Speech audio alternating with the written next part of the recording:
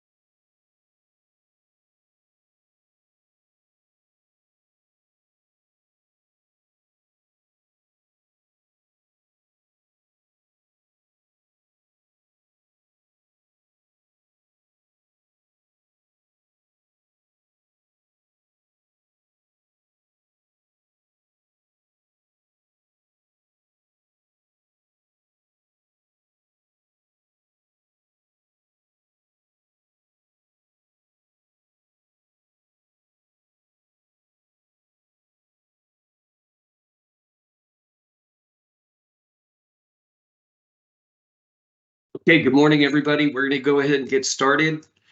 We have another great webinar to share with you and walk you through. Normally, Microsoft, you hear us talking about internal threats from a cybersecurity compliance identity standpoint. Today, what you're going to hear from us is talking about external threats and how critical it is to get ahead of those threats, obviously, before it becomes internal. We have two really great presenters today. One is Leo Ramirez. He's a compliance technical specialist, and Andrea Fischer, security technical specialist.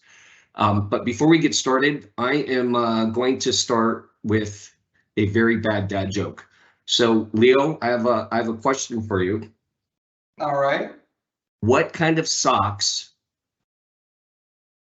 does a pirate wear? You got me, Barry, once again. Argyle. Okay. So good one, Barry. Thank you. So with that, I will gladly turn it over to you. I'm sure everybody is as well. So it's all you, Leo. All right. Thank you so much, Barry. And just to introduce myself a little, my name is Leo Ramirez, and I'm a compliance technical specialist here at Microsoft. And I work primarily with state and local government customers. And many of the conversations I'm having with customers are around data security, compliance, data privacy, risk, and even e-discovery. Now, the reason we wanted to do this webinar on this topic, because internal threats and external threats, both very hot topics, especially more recently, those insider threats.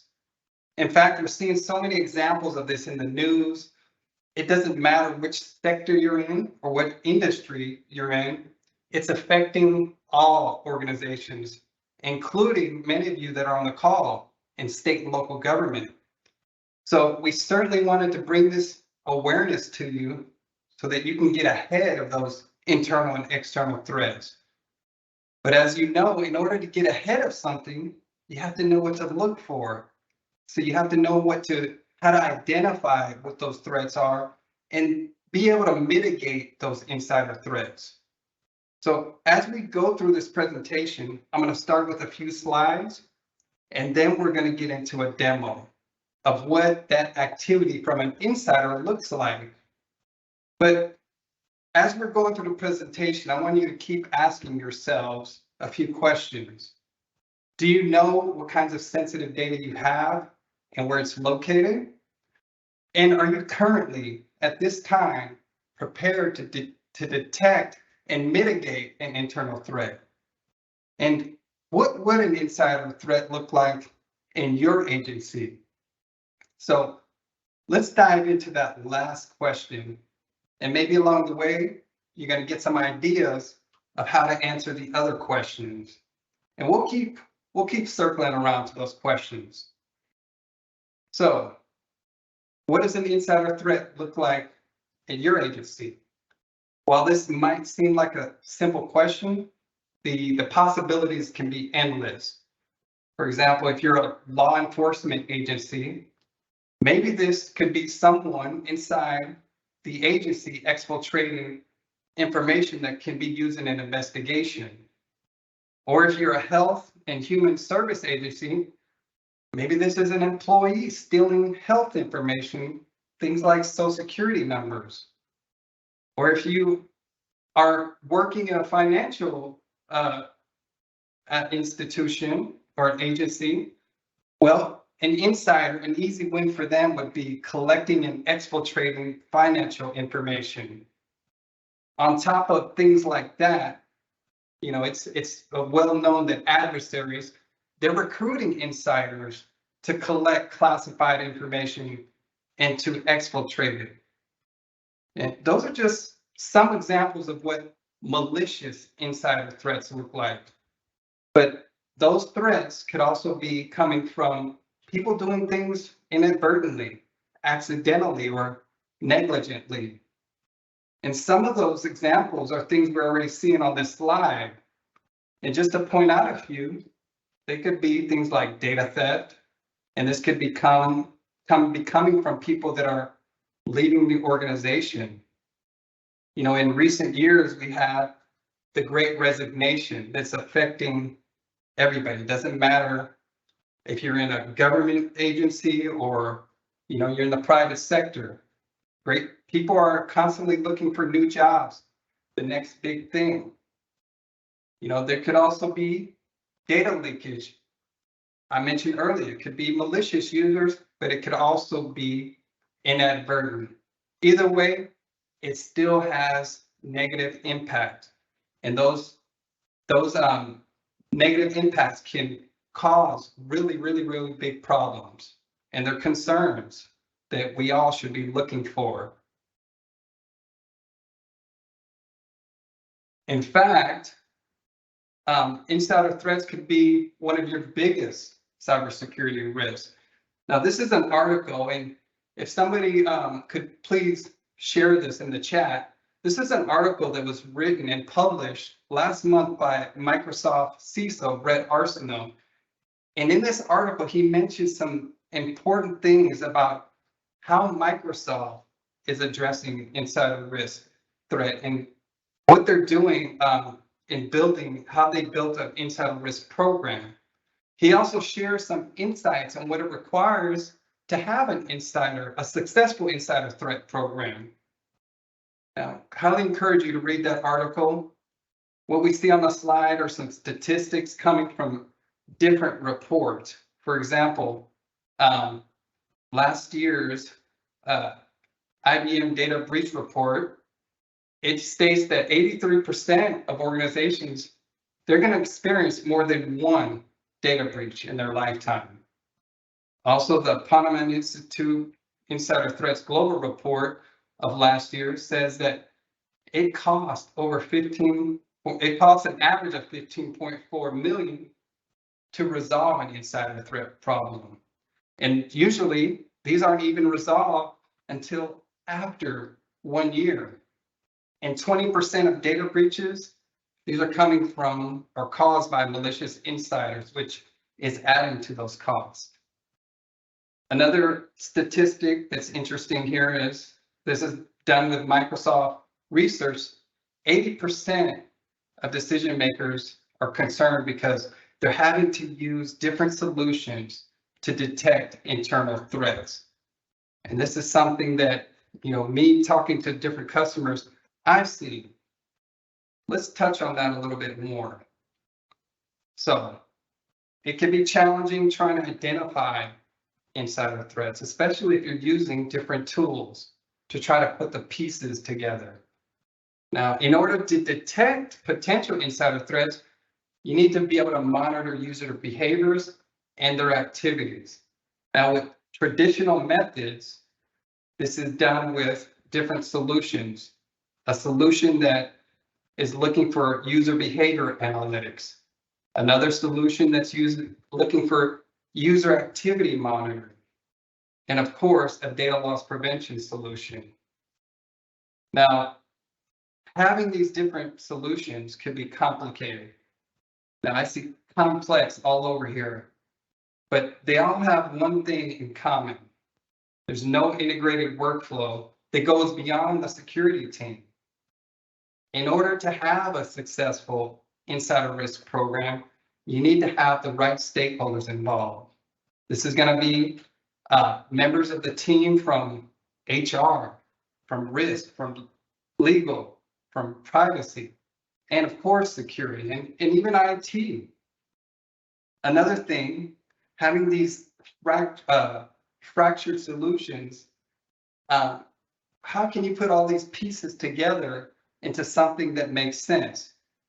One of the things that was mentioned in Brett Arsenault's article is leveraging machine learning. This is going to help organizations do more with less. That's key, especially in state and local government, who often find themselves with short staff, having a small security team, people that have to have more than one role, things related to data security, privacy, risk, and compliance. Sometimes it's the same person. Machine learning can help put those pieces together for you.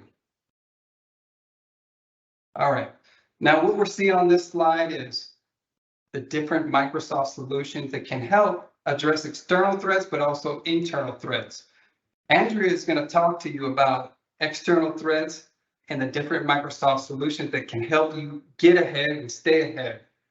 Right now, we're focusing on internal risk, how you can do, what you can do to get ahead of those insiders. And it all starts with knowing where your data is, being able to identify it, then being able to classify what's considered sensitive so you can put more value, more importance on that data, and then protect it with encryption so that only authorized users can access that information.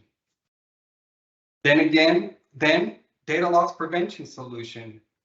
This is going to help protect sensitive information that's in different locations, whether it's in the cloud, whether it's in applications, or if it's on the user's endpoint. Now, the nice thing about Microsoft data loss prevention is it doesn't require an agent on the endpoint. The solution's all configured in the cloud, delivered in the cloud, and managed in the cloud. Now, one thing I didn't mention on the last slide about the disparate solution is typically those require different agents. A different agent for the UBA solution, the user activity monitoring solution, and the DLP solution. Things can get problematic when you have multiple agents on the endpoint. And then insider risk management. Insider risk management is going to help you put the pieces together. When users when their behavior is abnormal, when they're doing activities that they didn't do before. All of the solutions that you see on this slide, insider risk management is collecting signals and it's putting the pieces together for you in a nice storyline that you're going to see in the demonstration. All right, so I want to introduce you to Alex Wilbur. Alex may be somebody you know, maybe someone in your organization. Alex, he works for the Department of Finance. Some things about his professional background. He's got a bachelor's degree in finance, and he's working on his MBA. Now, he's been with the Department of Finance for 8 years. In fact, he's recently been promoted to manager, and he has 6 employees. And he reports directly to the CFO, who happens to be his friend. All right, some of his strengths, he's an amazing resource when it comes to cost analysis and cost reduction. He's very IT savvy. Alex can put a pivot table together within seconds. He's even pretty savvy when it comes to security. He's got strong skills in economic foresights. Some of his personal details: married, has 2 children, just bought a new home, and he lives in the suburbs. He's very active in the community, and he donates to charity. And one of his hobbies is he loves to play video games. Now, looking at Alex and these characteristics you see, would you suspect him of being an insider? I wouldn't. Look at that smile. He's even glowing like an angel. Nobody would suspect Alex. But here's what you don't know about Alex. These are some indicators that he could be a malicious insider. Usually, when there's an insider, there's some indicators that fall into these categories. Predisposition, there's a stressor or number of stressors. There's some concerning behavior. There's also planning and preparation activities. And these things in red are things that Alex has been doing that he thinks nobody's seeing. He tends to violate company policies. Alex, he wants to pay off his house and his student loans quickly, so he's financially motivated. Some of the things that have him stressed out is that things have changed with management, and he doesn't like the direction of the company. He didn't get his expected salary increase that he was hoping for, and he's had a recent poor performance review, which has led him to putting in his resignation. These are some of the behaviors that are unusual. He's downloading a lot of files, printing a lot of files, deleting files, trying to cover his tracks. His name is coming up a lot on data loss prevention alerts. He's even using an access card, his access card, to swipe and get into locations within the building that he doesn't normally go to. And he's doing this at weird hours.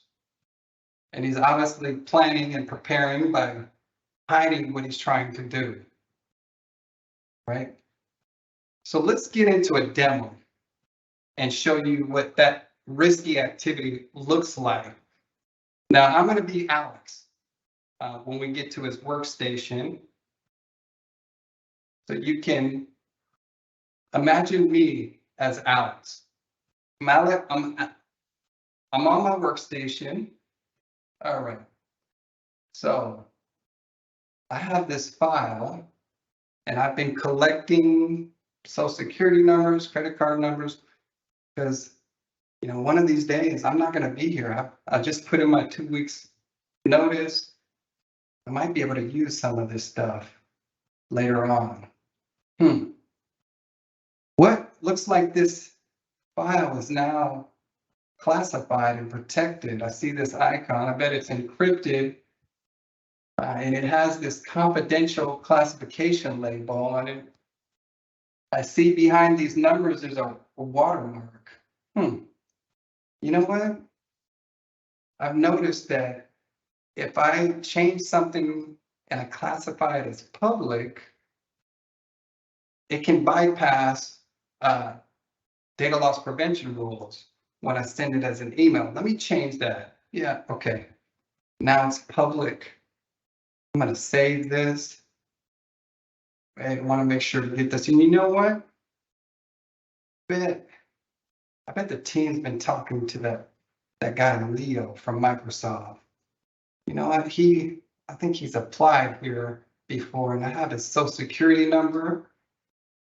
You know what? He's going to be first on my list when I go to sell these social security numbers. All right, Leo, I'll teach you. All right. All right, so you see this report, and this is gold. This is the gold mine right here. I have all of this financial information about what we've been doing this quarter, in fact, this year. While that opens up, let me see what we have in SharePoint.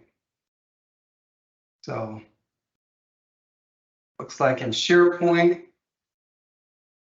here's that site for everything that my agency, my department is putting financial information. So security numbers in here, driver's license, and this is good stuff. I'm going to go ahead and I'm not going to open all of these. I'm just going to download them. I'm going to download everything and copy to my USB drive.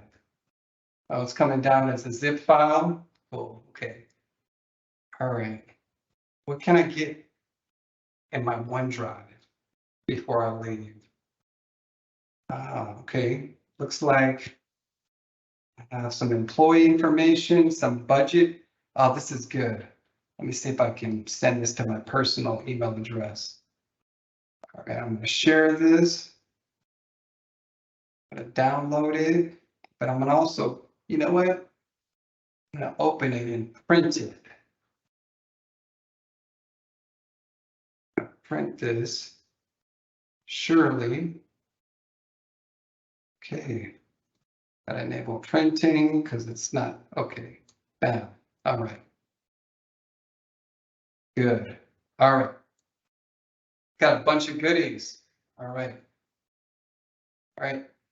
Email stuff to my Google account. I'm good to go. Now, I'm going to stop being Alex. Those were just a handful of things that Alex did. And imagine that Alex did those things over time, or he did some of those things one right after another. He thinks that none of that has been captured. Well, let's go to the insider risk management solution in Microsoft Purview. All right, and you can get there by going to compliance.microsoft.com. Now, one of the key things about a successful insider risk management program is getting the right stakeholders involved. One of the things that's going to help you is roles and scopes and permissions within the solution. This is, if you go to roles and then permissions and then Microsoft Purview solutions, let's open up roles and we're going to filter.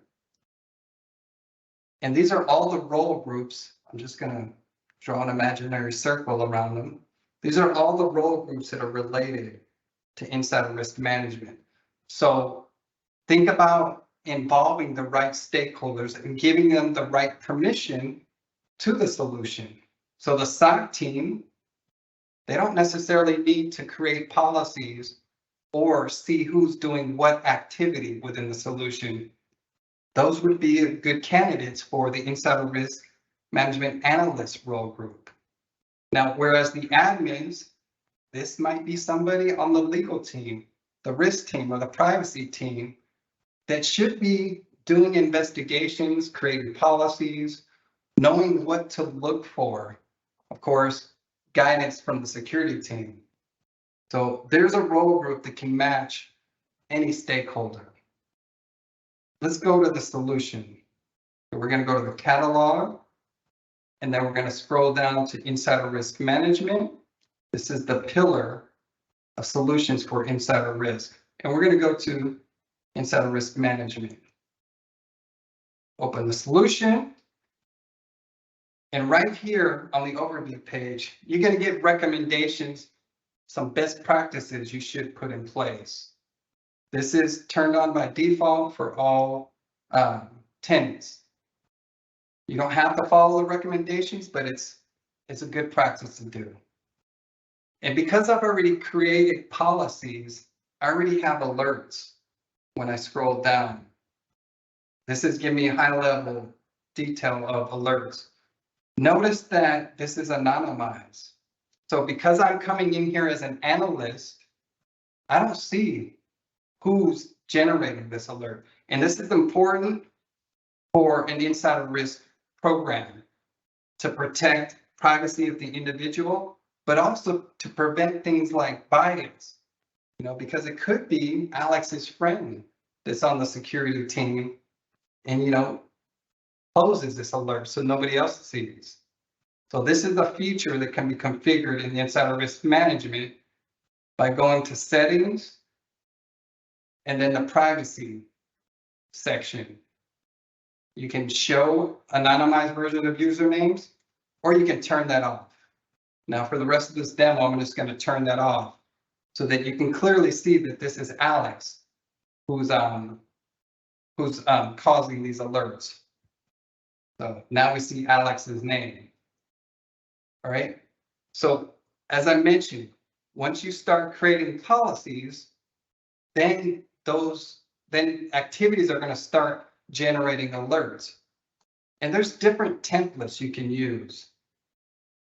There's a number here. These are examples that we talked about earlier.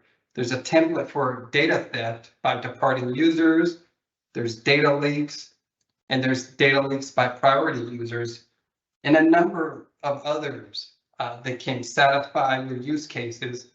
And by the way, these can all be customized. I want to show you one that I previously configured to show you the power of an insider risk management policy. This is a policy I've created for priority users. I'm going to go ahead and edit this policy. Right, these are some of the prerequisites that need to be in place. I'll go next. Here I'm focusing on priority users. Now I have two groups here. I have one called high priority users, and this includes Alex and other team members that are in finance, because since they're always interacting with financial information, I want to make them priority, and anything that gets alert, I want it to have a higher score. And I also have C-level executives, because if they're insiders, definitely want to know about it, those activities that look like insider activities, but also C-level executives could be targeted for accounts to be compromised. So definitely want to stay on top of those. I can also prioritize content, like content that's in SharePoint sites, or if it has a particular file extension. And you'll see a little more about this as we go through this wizard. Here I'm prioritizing a SharePoint site. Remember that finance SharePoint site that Alex was downloading files from? Well, because that's a priority, any activities that look suspicious are going to get a higher risk score. Something else I want to point out about insider risk management, the solution. It's not about monitoring users. It's about monitoring behaviors that are abnormal. So we're not focused on the user necessarily, right? I'm also prioritizing content that has different sensitivity labels, data classification labels, if you will.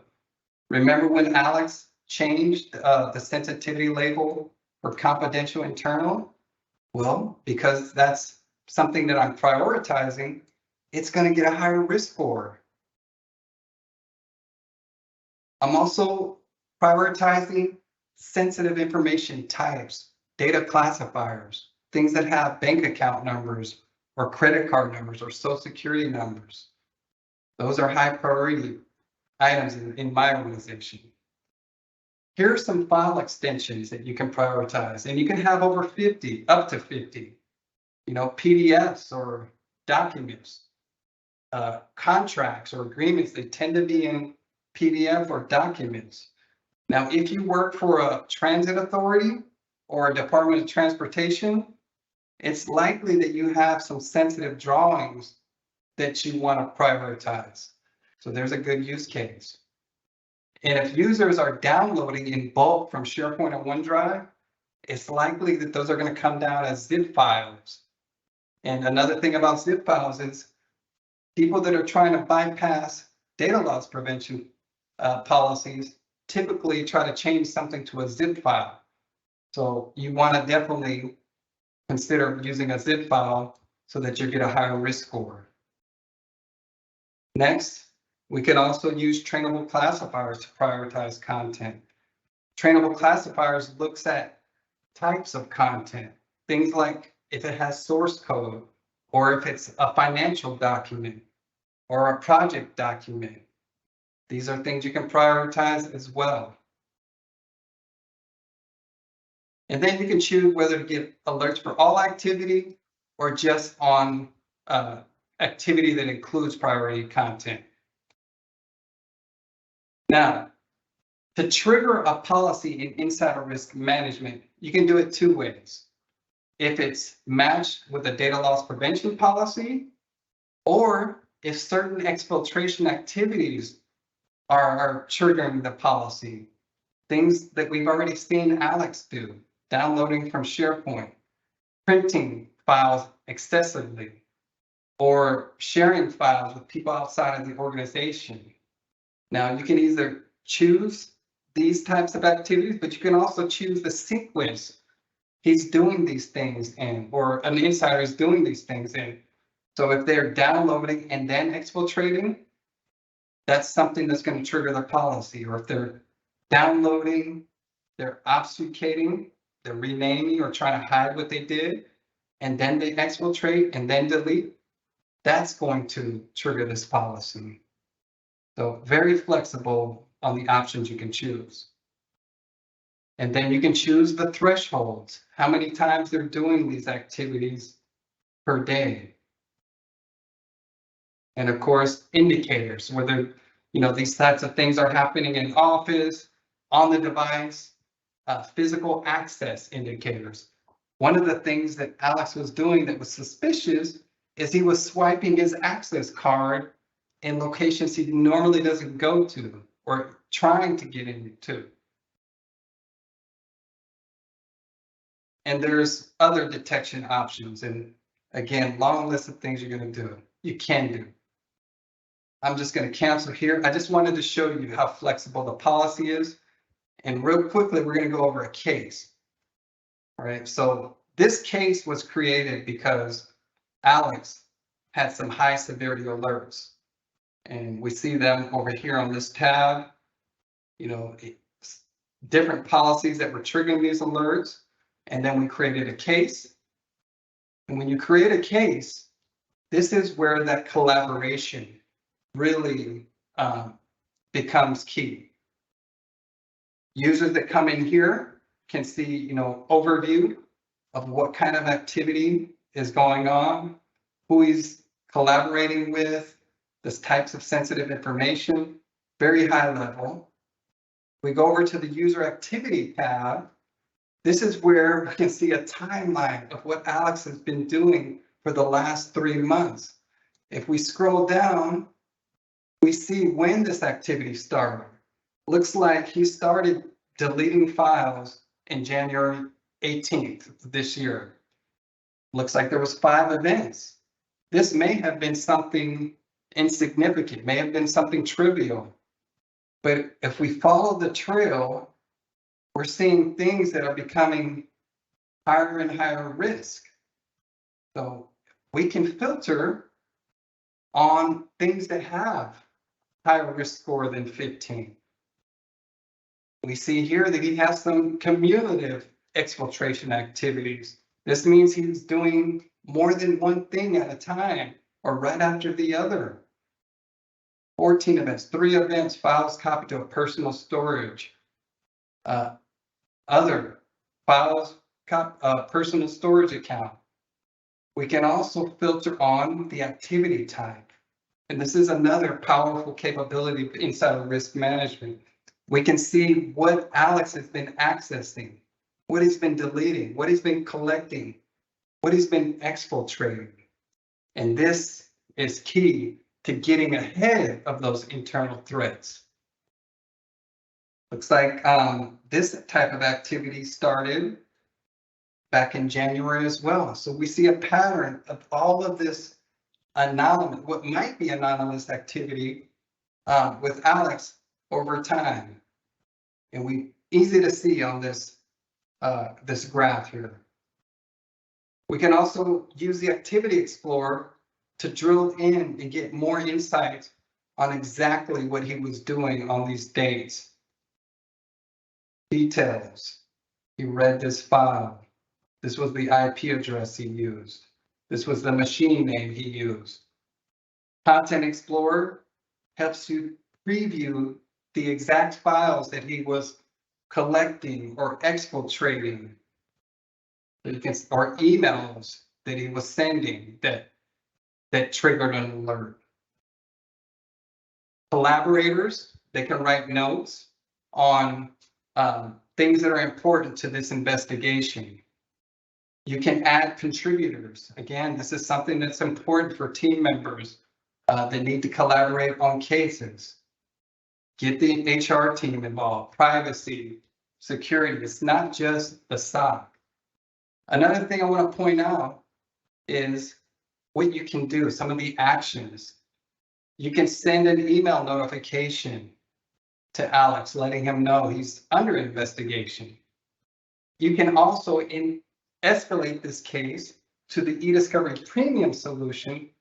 So now that this case is serious, it can be handed over to the legal team, and they can begin their eDiscovery processes on what to do next when it comes to bringing litigation against Alex.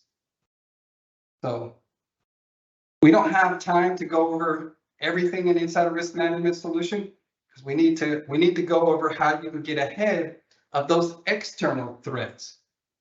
And for that, I'm going to pass it over to the amazing Andrea Fischer, who's going to show you what Alex is, the problems he's still causing, but it may not be from his own doing. Over to you, Andrea. Thank you so much. Sorry, Andrea. I just wanted to make a quick announcement. I'm sorry to do this at the beginning of the session. I don't mean to be too obvious, but if you would like to ask a question, there's a Q&A button that you'll see. You can post new questions, and you can also see the reply in there. So just wanted to state that for everybody in case you're not used to the Teams Live platform. Sorry, Andrea. No worries, Barry. Hey, everyone. As Leo said, my name is Andrea Fischer. I am a security technical specialist in state and local government, which pretty much means I cover everything with the word defender in the title, as well as our cloud-based SIM Sentinel. And that's what I'm going to talk about today. So Leo spent a lot of time in this super really easy to use interface that covers Purview, which is the insider risk and all of the data classification stuff. But we're talking more about external risks now. So, we have the bad guys know that Alex is on the finance team, right? So they're trying lots of ways to compromise his account to get to the information that he has, right? They want to know what the earnings are for next year, or who knows what they're looking for. The recipe for his mom's chocolate chip cookies, whatever it is, they are trying to get his information. So this is Sentinel, our cloud-based SIM tool. You guys I'm old, so we call it a SIM. Some people call it a SIEM these days. But this is what our security team will use when they are hunting or responding to threats. So I'm actually going to search all of these for our good friend Alex here to see if Alex has generated any incidents.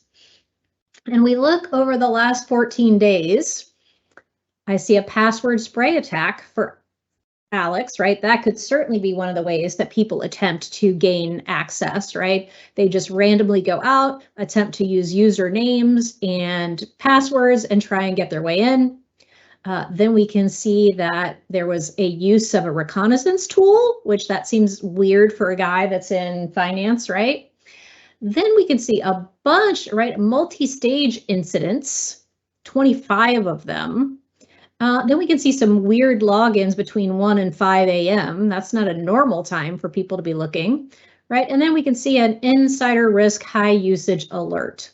So you can see several of these alerts came from Sentinel itself, but Sentinel interfaces, and Leo had showed that picture earlier of the way that we can look across your entire environment, whether that's from email or from the endpoint or from the identity space. And that's all part of Microsoft 365 Defender. So we're going to take a look at this particular incident. You can see it's involving privilege escalation on one endpoint. And we can see, again, our good friend Alex here. We can see the name of the machine. Here's some IP addresses. And we can see we got information here from Defender for Endpoint and Defender for Office. Now, we could do some research here inside the Sentinel portal, but we're going to pivot into the M365 Defender portal and take a look at this incident. And we'll give it a second to populate here.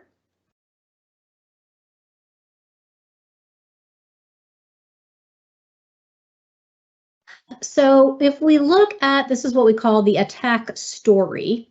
We can see this started from an email investigation. Then we saw some suspicious process discovery, a suspicious sequence of exploration activities, strange network sharing discovery. But let's go back to the beginning, right? So I know lots of people think, that, their account isn't important, that, if somebody guessed my password, I don't have access to that much information. That may be true, but it's the foot in the door. And then, the bad guys are smart enough to move laterally, to elevate their privileges. And, I think most of us think we're smart enough not to fall for phishing attacks. I'm going to show you guys one slide here really quick, because I think this is a great example. So this is actually a real world attack, started with a phishing email. And let me get everything out here. So when, there are the random people who are sending phishing email who might be trying to get your credit card information and things like that. But there are certainly people who are looking for types of information that specific people can give them. So this is from in the UK for their National Health Service. Somebody stalked somebody on LinkedIn, right? Found somebody they thought had the right information, right? Then they looked at their LinkedIn profile, they looked at their other social media, and they found out that this guy played rugby, right? And so then they went and found the rugby team, and they found somebody else that was on his rugby team, and they made a fake message, right, from this guy saying, hey, I found some old pictures of our rugby days. Can I send them to you? Right? And it's one of those things where the email looks so close to the right one, right? Then, all he thinks he's doing is opening up a couple of pictures from his rugby days. Guess what? He's downloaded some malware in the background, or maybe given away his password here, and that lets the attacker in, right? So that's what we talk about here with that initial email, right? So one of the fun things about this alert story too is this is just the timeline, right? And we can see that we're going from yellow, we've got orange, we've got red alerts, but here we can actually play the attack story. So we can literally see, it started from this email, went into Alex's email box, then Alex's account got compromised. Then the machine starts doing strange behaviors, right? We can see other people logging into that machine.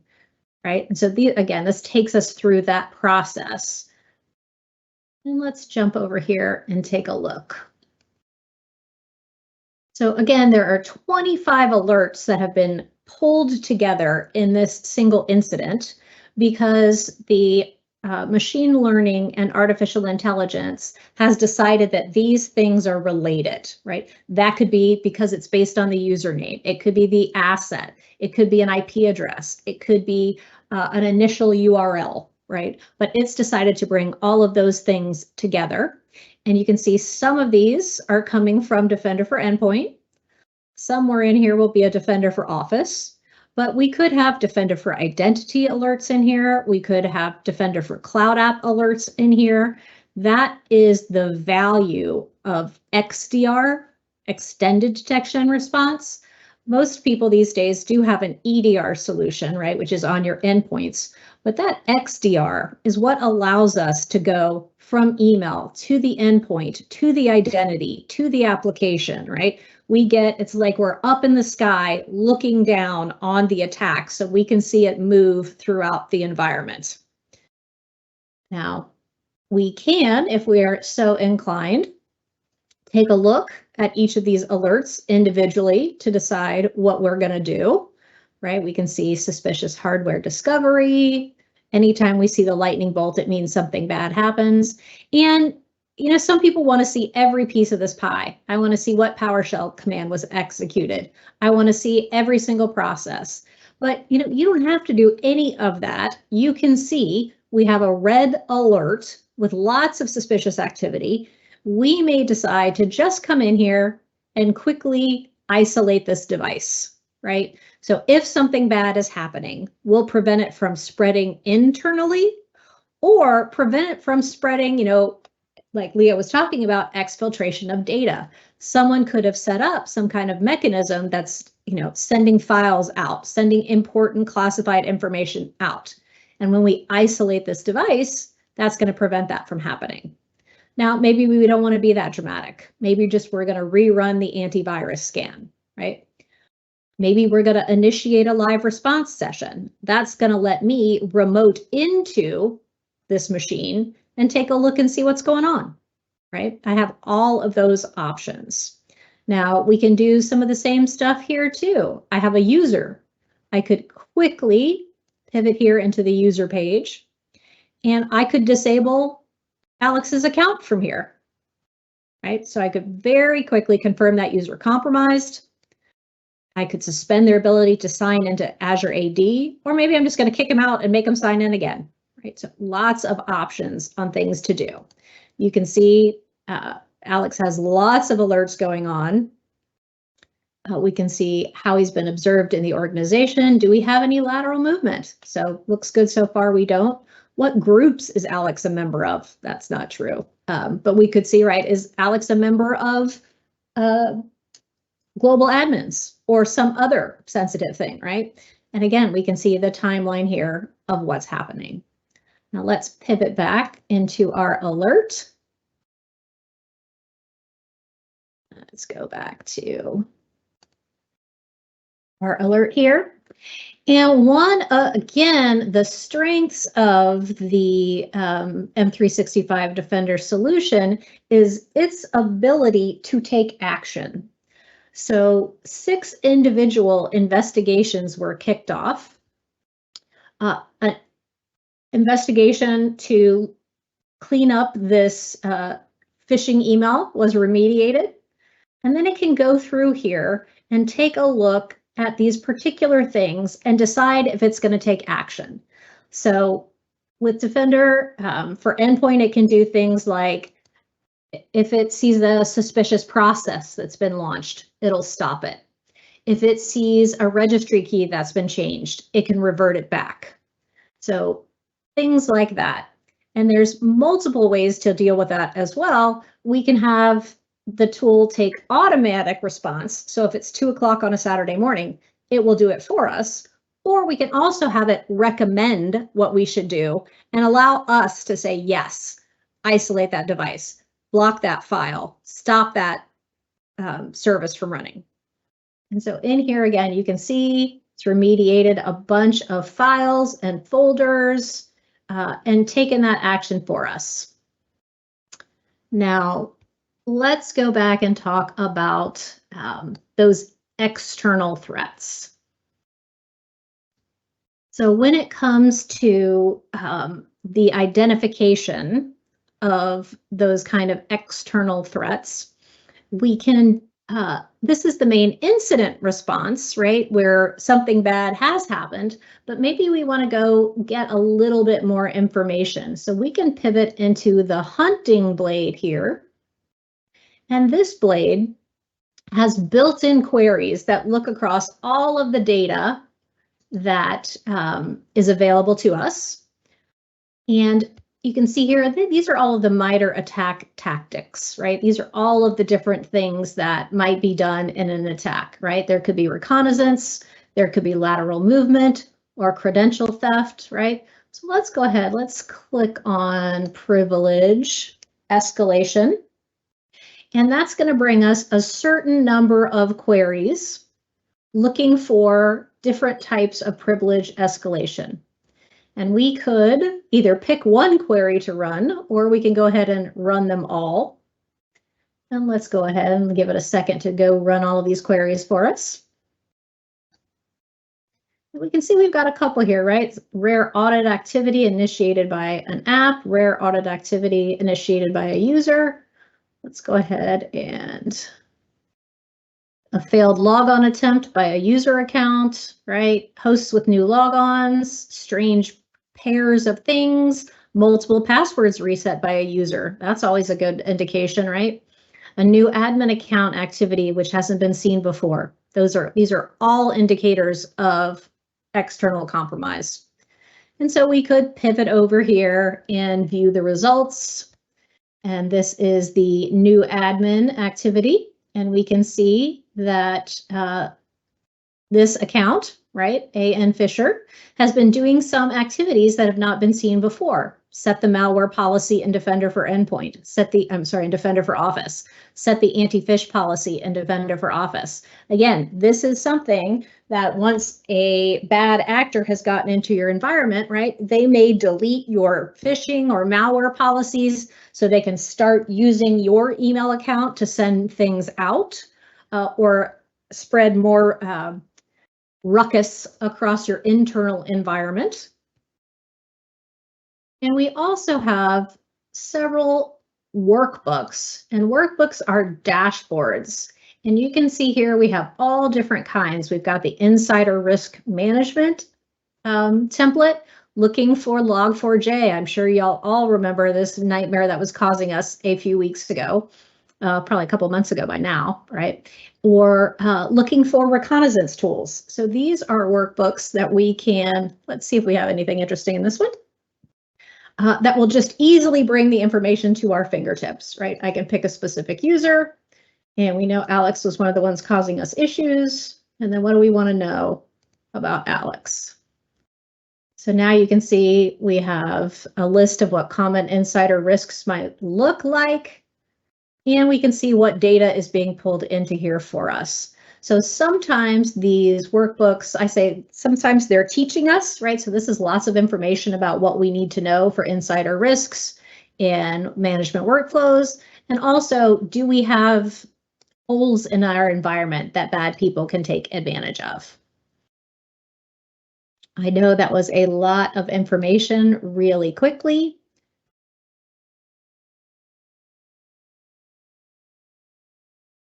And I know we only have a few minutes left. I don't know, do we usually leave time for questions, y'all? I should have asked that earlier. No Yes. questions right now. Yep.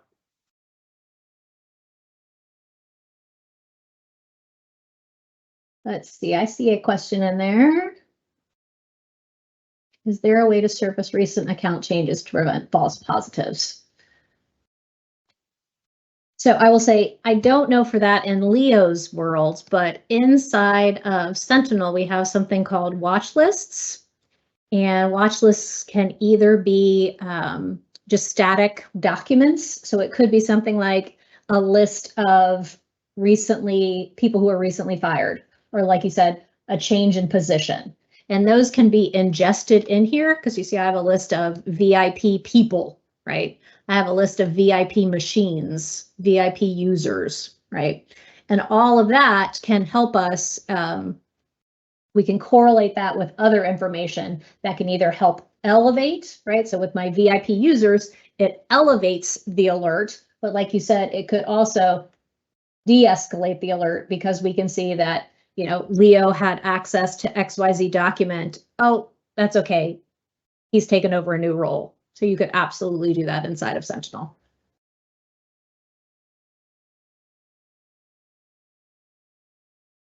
All right, well, that is all I have. Leo, do you want to throw up the deck with the more information stuff? Yeah, thank you. That was amazing, Andrea. Back at you. All right.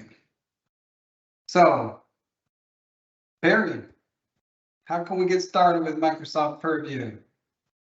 Well, Leo, there are several ways. One is we have a number of specific partners in this subject matter, and they have workshops, and we can work with you on working with those partners and do a workshop. If you are a unified support customer, we have a number of workshops of our own within Microsoft through unified support. And if you have any questions on that, you can certainly let us know or ask your customer success account manager. And then fast track. So if you already own some of our licenses or tools and you need assistance implementing them, that is what fast track is for. And again, we can certainly help you get the appropriate contact for fast track. And the last thing, if all else fails, you have any questions, we have an email alias for state and local government customers specifically for security and compliance, and you can see the email alias there. So if you have any other questions regarding how to get started, you can ask it here in the Q&A button, or you can just reach out to us on using that email alias.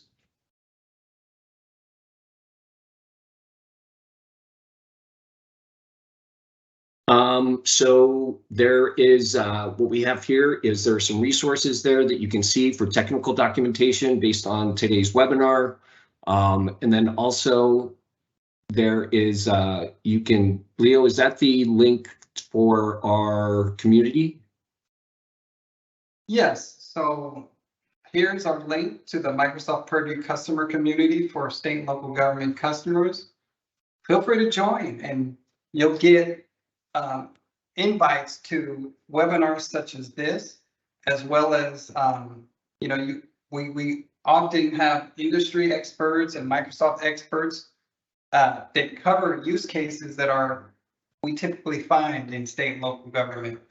So we'll also put this link in the chat so you can see.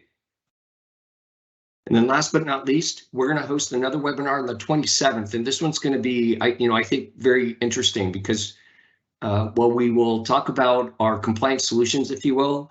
What we're going to focus in on that session is really things like habits and cultural change. It's easy enough to talk about the solutions that we have that address compliance and GRC, but very often we find, particularly with our state and local government customers, implementing them is not, that's relatively the easy part, but it's setting expectations within your organization, selling to the state business stakeholders on what needs to be done and why, so that you can be compliant.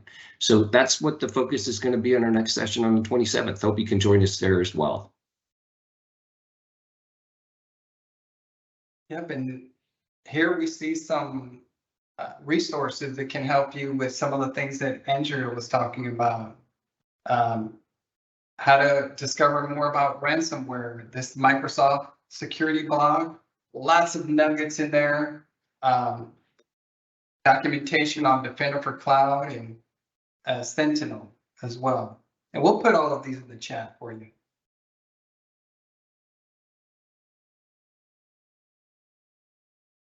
More documentation on how to get started with insider risk management as well. Anything else, team? Thank you so much for joining our webinar, and we hope to see you on the next one. All right, we'll stay on for about another minute or two to see if there's any additional questions. Thank you again, everybody.